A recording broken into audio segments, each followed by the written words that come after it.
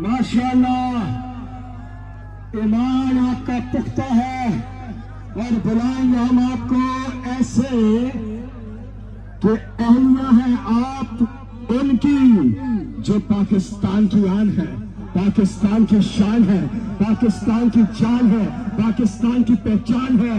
और आप है अहलिया इमरान खान, बुशरा इमरान खान।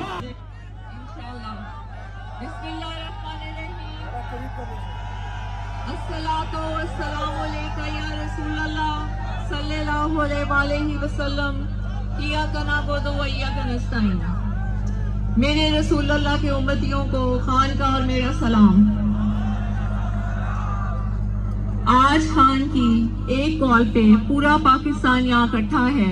ये गवाही दे रहा है कि वो बेगुनाह जेल काट रहे हैं। मैं आपको बताती जाऊं, जो जेल में जिस तरीके से खान को अटक में रखा गया वो एक लंबी कहानी है। कोई भी सियासी, जितने भी यहाँ पे सियासी लोग हैं, कोई भी ऐसी जेल नहीं काट सकता जो आपके लीडर ने काटी और जो इन्होंने आपके लीडर के साथ किया है। जब खान को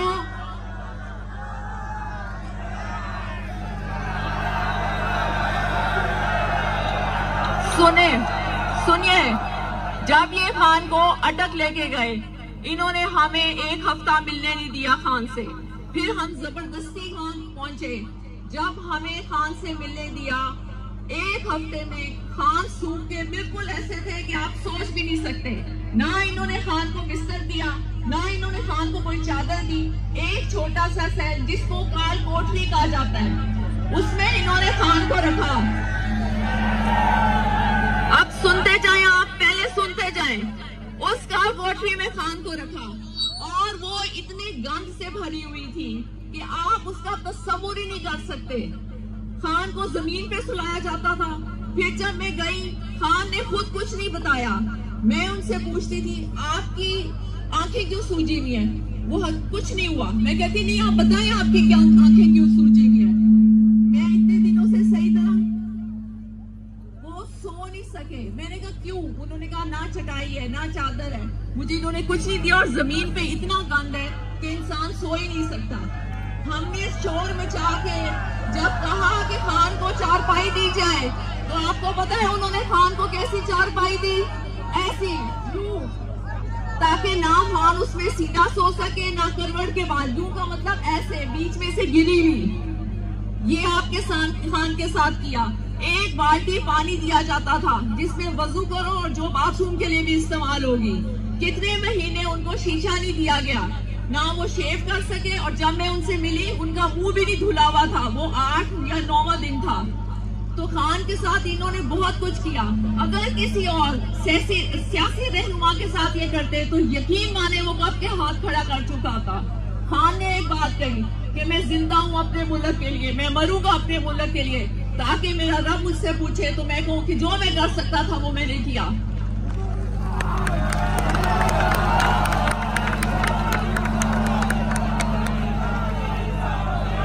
फिर सुने और अब अडियाला जेल में इन्होंने खान को अंधेरे में रखा।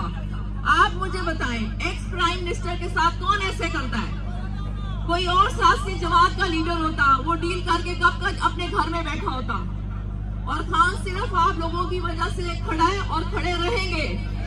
अब आप लोगों ने ये वादा करना है कि जब तक खान हमारे बीच में नहीं आ जाएंगे, आप डी चौक को नहीं छोड़ेंगे। और ये मेरा आपसे वादा है कि मैं आखिरी औरत होंगी खान को लिए बगैर डी चौक से नहीं निकलूंगी। और अगर आपको कोई ये कहे कि बीवी छोड़ के चली गई है तो ये झूठ होगा।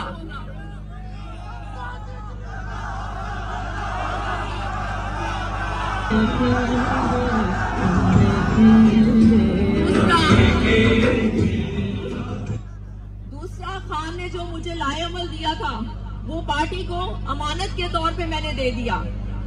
खान एक शाहीन है जिसकी परवाज हमेशा ऊंची होती है। और खान के साथ जितने गिद्ध थे वो सब झड़ गए। आपको खुद पता होगा कि गिद्ध और शाहीन में क्या फर्क होता है।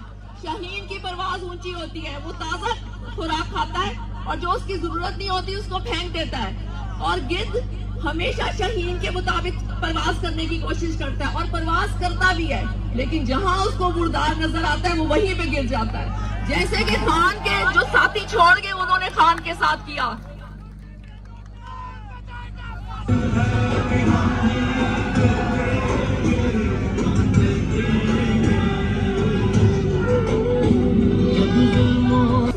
इन्होंने खान की बीवी के साथ क्या किया ये मैं आपको हल्फन बता रही हूँ। इन्होंने मुझे खाने में हार्पिक खिलाई, 20 दिन तक मैं बात नहीं कर सकती थी।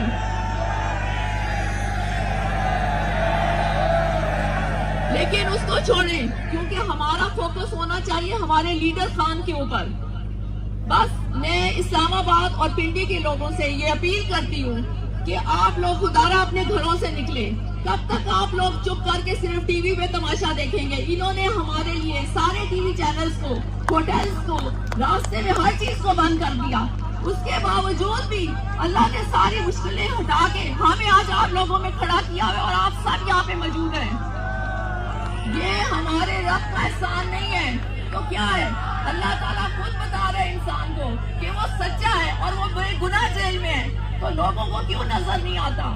खान ने तो हमेशा कहा है कि फौज भी मेरी है और ये मुल्क भी मेरा है, फिर लड़ाई किस चीज की?